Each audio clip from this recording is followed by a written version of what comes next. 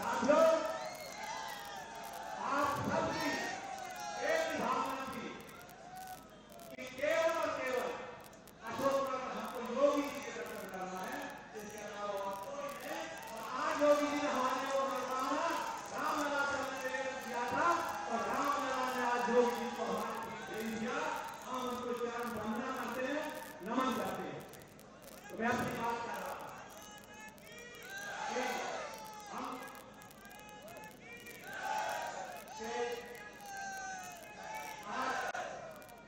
याद जो है आप सबको पता है कि ये चुनाव केवल इस बात में नहीं हो रहा कि कौन जीतेगा कौन हारेगा। ये चुनाव हो रहा है कि भारत जीतना चाहिए, भारत जीतेगा। ये चुनाव ये निर्णय करेगा। दुनिया में भारत का गौरव, दुनिया में सनातन का झंडा होता हो, ये चुनाव इस बात का फैसला करेगा। साथियों, मैं बहुत अधिक कुछ नहीं बोल पाऊंगा क्योंकि मेरी दिमाग काम दे रही है कि वहां योगी जी के सामने क्या बोलूं। लेकिन आप सब लोग देख रहे हैं कि आज योगी जी जब हमारे बीच आए हैं, माननीय उत्तर प्रदेश के मुख्यमंत्री जी, जो हम लोगों की एक बहुत दिनों से सारे कार्यकर्ताओं की एक बात थी कि किसी भी तरह योगी जी हमारे बीच आए।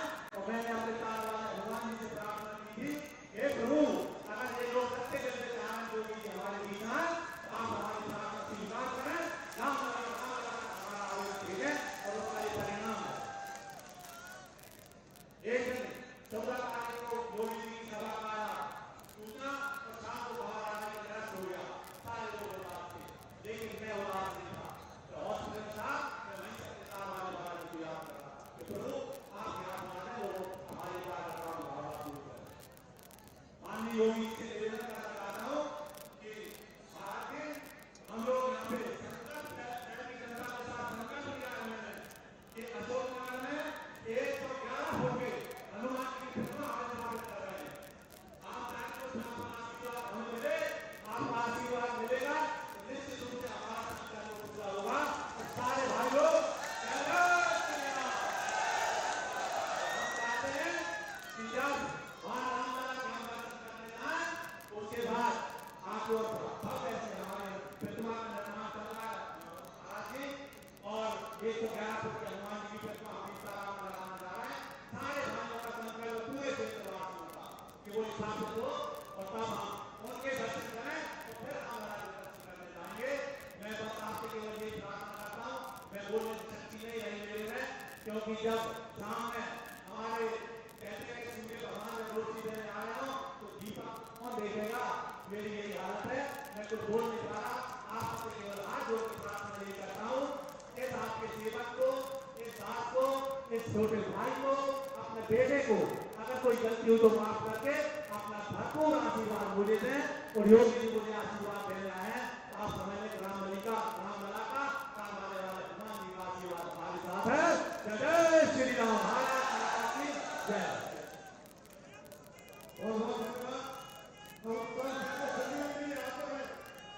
कितने इंतजार कर रहे थे ऐसे संत हिंदू हृदय सम्राट श्री योगी आदित्यनाथ जी का अनुरोध करूंगा कि वो आज और महती सभा को संबोधित करें और जोरदार तालियां बजा के आपका जोरदार तालियां बजा के स्वागत करें।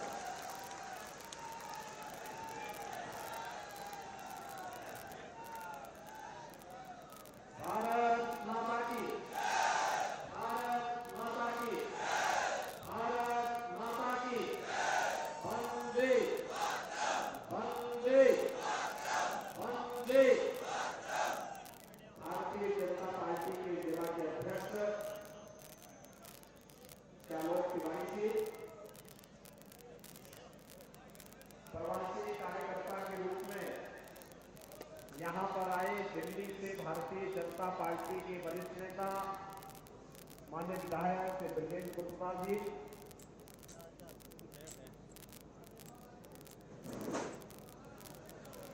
लोकप्रिय विधायक और अशोक नगर से भारतीय जनता पार्टी के प्रत्याशी श्री जगपाल सिंह विद्युत दर्जी जी, मध्य प्रदेश सरकार के मंत्री और मुंगावली से प्रत्याशी श्री वीरेंद्र सिंह यादव जी, माननीय सांसद डॉक्टर ए.पी. सिंह यादव जी, श्री सीताराम रघुवंशी जी, नगर पालिका के अध्यक्ष श्री नीरज मनोरिया जी, सचिन चौधरी जी,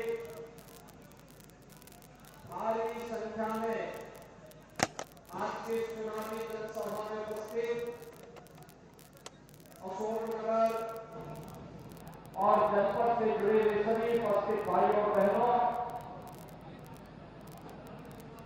आज यहां पर कीर्ति प्रधान इस धरा पर आकर के आप सबसे संवाद करने का मुझे अवसर प्राप्त हुआ है। भाइयों बहनों, आज भैया दूज भी है और साथ ही साथ आपने प्रातःकाल प्रधानमंत्री मोदी जी के झारखंड के कार्यक्रम को देखा होगा। प्रधानमंत्री जी आज जनजाति दिवस के अवसर पर झारखंड में भारत माता के महान सपूत, महान स्वतंत्रता संग्राम सेनानी भगवान बिरसा मुंडा के प्रति अपनी श्रद्धांजलि अर्पित करने के लिए स्वयं उनकी जन्मभूमि पे गए हैं। मैं इस अवसर पर आप सभी को भैया दूज का और साथ ही साथ जनजातीय दिवस की हार्दिक बधाई और शुभकामनाएं देता हूं। भाइयों बहनों, आज हमारा सौभाग्य है कि हम सब एक नए भारत का दर्शन कर रहे हैं। एक ऐसा भारत जो समृद्धि की एक भिन्न नई प्रतिमा स्थापित करते हुए भारत के 140 करोड़ जनमानस के मन में एक नई भारत की परिकल्पना को साकार करता दिखाई दे रहा। बढ़ता हुआ भारत का वैश्विक स्तर पर कद हर भारत के सम्मान को, भारतीय के सम्मान को बढ़ाता है। सुरक्षित सीमाएं हर भारतीय के मन में सुरक्षा की भावना को सुदृढ़ करता है। अब हम भारत नहीं जिसको कोई भी आकर के घुसपैठ करके आतंकी घटना को अंजाम दे दे। ये नया भारत है, अनावश्यक किसी को छेड़ता नहीं है, लेकिन अगर कोई छेड़ता है तो उन्हें छोड़ता भी नहीं है। भाइयों बहनों, ये नया भारत है, ये समस्या में नहीं समाधान पर विश्वास रखता है। एक ऐसा भारत, समस्या कांग्रेस में थी, समाधान मोदी जी के नेतृत्व में भारतीय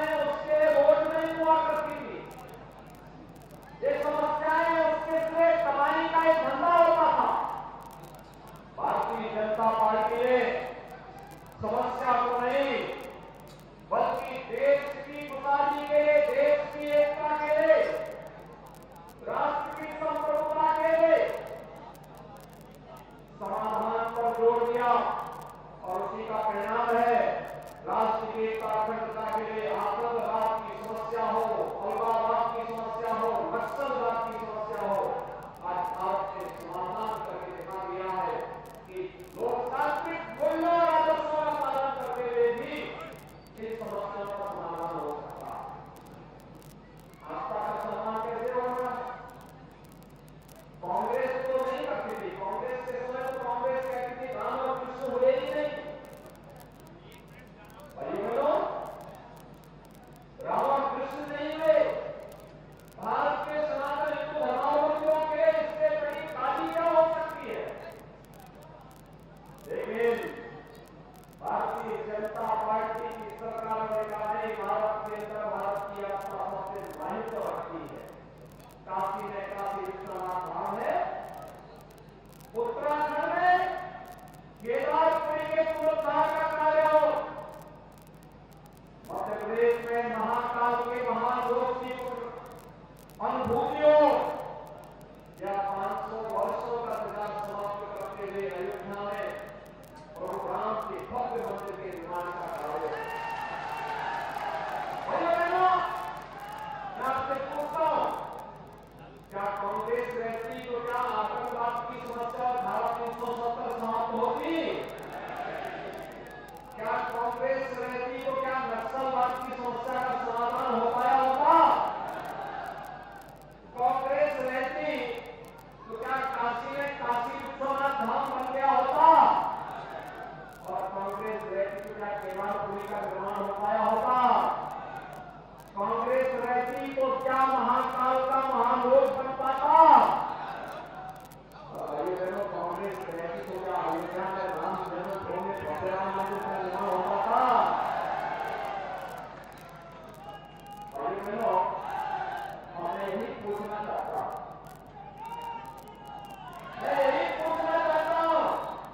यह कांग्रेस देश का सम्मान नहीं बढ़ा सकती, भारत के नागरिकों की गरिमा को नहीं बढ़ा सकती, सुरक्षा नहीं दे सकती, भारत की एकता अखंडता को सुदृढ़ नहीं कर सकती, आतंकवाद और उग्रवाद की समस्या का समाधान भी नहीं कर सकती, आपकी आस्था का सम्मान भी नहीं कर सकती है। तो भाइयों बहनों, इस कांग्रेस रूपी बोझ को अपने सिर में ढोने की आवश्यकता नहीं, इसको जितनी जल्दी है उतनी जल्दी से मुक्ति प्राप्त करिए। समस्या का समाधान का एक ही रामबाण है और चुनाव आपके पास एक अवसर है। और इसीलिए मैं आपके पास उत्तर प्रदेश विधानसभा में 403 विधानसभा सीट है, 403 विधायक चुने जाते हैं। कांग्रेस के पास कितने हैं मालूम है? 2। कांग्रेस के पास मात्र 2 विधायक और उत्तर प्रदेश ऐसा राज्य कांग्रेस को वहां पहुंचाता है तब राम मंदिर की समस्या का समाधान होता है। और इसीलिए आपने आपके पास तैयार हो। भाइयों बहनों, जो संकट का साथी है वही सच्चा साथी है। तो संकट में आपका सहयोगी बने, सहयोग करे। कोरोना कालखंड में आपने देखा होगा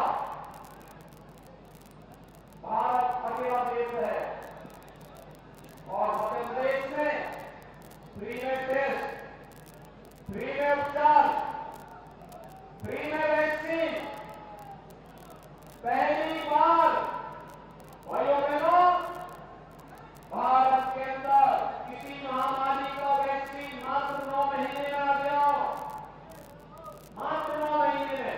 और एक नहीं, प्रधानमंत्री मोदी जी की लीडरशिप में 2 वैक्सीन आई, 2 वैक्सीन, 230 करोड़ वैक्सीन की डोजेज भारत के नागरिकों को फ्री में दी गई। भाइयों बहनों, कांग्रेस होती तो पहले वैक्सीन ही नहीं आती, और वैक्सीन अगर वैज्ञानिक भाग लेते तो भाइयों बहनों कांग्रेसी लोग वैक्सीन की ब्लैक मार्केटिंग कर देते। ये गरीबों को नहीं मिलता, कमजोरों को नहीं मिलता, सामान्य नागरिकों को नहीं मिलता। जैसे रसोई गैस से सिलेंडर की ब्लैक मार्केटिंग होती थी,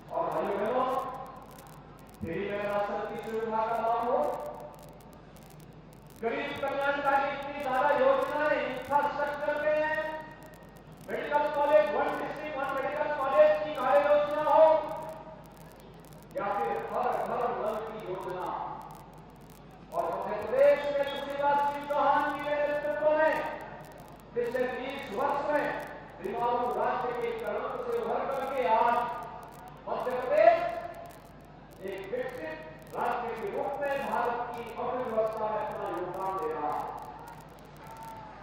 भैया बहनों, कृषि विकास दर को कैसे बढ़ाना है और हर खेत में पानी कैसे पहुंचाना है, इसका मॉडल दिया है शिवराज सिंह चौहान की सरकार ने मध्य प्रदेश के माध्यम से पेश किया है। और इसलिए भाइयों बहनों, आज मैं आपके पास आया हूं आपसे कहने के लिए अशोकनगर कृषि के लिए कितना महत्वपूर्ण क्षेत्र है। यहाँ का गेहूं तो दुनिया के अंदर देखा जाता है। मैं यहाँ के अन्नदाता किसानों का अभिनंदन करूंगा। सरपतिया गेहूं को उन्होंने पूरी दुनिया के अंदर एक ब्रांड बना करके मध्य प्रदेश की पहचान बना। ये अशोकनगर क्षेत्र में ही तो गेहूं पैदा होता है और कितना स्वादिष्ट रोटी उसकी है, पकवान है, खाने वाले को भी उसका एहसास हो पाता है। और इसलिए भाइयों बहनों, मैं यहाँ के अन्नदाता किसानों का अभिनंदन करता हूँ जिन्होंने मध्य प्रदेश को किसान एक नए विशाल योग किया। और आप सबसे अपील करता हूँ कि भाइयों बहनों, ये चुनाव नहीं है, ये चुनाव डबल इंजन की सरकार आएगी। बुलेट ट्रेन की स्पीड से विकास के कार्यों को रफ्तार देकर के आगे बढ़ा दी। और यही तो डबल इंजन की सरकार आने के बाद मध्य प्रदेश के अंदर देखने को मिला। और भाइयों बहनों, उसी डबल इंजन के लिए भारतीय जनता पार्टी का डबल इंजन आगे भी सेवा कर सके, इसके लिए मैं आप सबका आह्वान करने के लिए आज आपके बीच आया हूं। आपका आह्वान करने के लिए आया हूं कि भारतीय जनता पार्टी ने अपना प्रत्याशी अशोकनगर से श्री जगपाल सिंह जज्जी को अपने प्रत्याशी के रूप में आपके बीच में उतारा है। भाइयों बहनों, आप सब जानते हैं जगपाल सिंह जज्जी को कांग्रेस ने खूब परेशान किया, खूब प्रचारित करने का प्रयास किया। वे कांग्रेस से मुक्ति चाहते थे, लेकिन कांग्रेस उनके पीछे पीछे लगी रही, उनकी सदस्यता तक पहुंचने आंच ला दी। सुप्रीम कोर्ट तक उनको मुकदमा लड़ना पड़ा। और भाइयों बहनों, फिर से आपके पास आए हैं सेवा का एक जज्बा लेकर के, और अपना का संकल्प है कि भगवान राम को अयोध्या में आ रहे हैं, बजरंगबली को यहाँ पर अशोकनगर में 12 फुट ऊंची बजरंगबली की प्रतिमा जब आएगी तो भाइयों बहनों, बजरंगबली तो हमारे यहाँ वैसे भी नृत्य और सिद्धि के आता है। भूत पिशाच से निकट नहीं आवे, हमारा वीर जब नाम सुनावे। यानी कोई भी भूत प्रेत की बाधा नहीं आएगी, कोई कर्फ्यू नहीं, कोई उपद्रव नहीं, क्योंकि हम तो बार बार कहते हैं एक कर्फ्यू हो, अपराध हो और माफिया हो, इसका समाधान तो बजरंगबली की गवाही है। और इसके लिए जगपाल सिंह जज्जी को अशोकनगर से श्री ब्रजेंद्र सिंह यादव जी को हमारे मध्य प्रदेश सरकार में मंत्री हैं, लोकप्रिय प्रत्याशी हैं, मुकाबले से विधायक के रूप में, मंत्री के रूप में शानदार काम किया है। फिर से उन्हें मुंगावली विधानसभा क्षेत्र से मौका मिलना चाहिए। और जगन्नाथ सिंह रघुवंशी हैं चंदेरी विधानसभा क्षेत्र से, अशोकनगर की तीनों विधानसभाओं में भारतीय जनता पार्टी का कमल खिले, इसके अपील करने के लिए सहमत है। आज सायकाल चुनाव प्रचार शुरू होने जा रहा है, कल एक दिन का मौका मिलेगा, आप सहमत हैं? अरे बहनों, सहमत हैं? तीनों सीटें जिता करके भेजेंगे, तीनों सीटें, दोनों हाथ में करके मेरे सामने आप एक बार बताइए। मैं इसलिए बोलता हूं कि ये लोग चुनाव जीत करके जाएंगे। 22 जनवरी को तो प्रधानमंत्री जी के कदमों से रामलला अयोध्या धाम में विराजमान होंगे, उसके बाद ये लोग आप लोगों को अयोध्या धाम का दर्शन भी करवाएंगे। सहमत है? तो मेरे साथ एक बार बोलेंगे, जय श्री राम।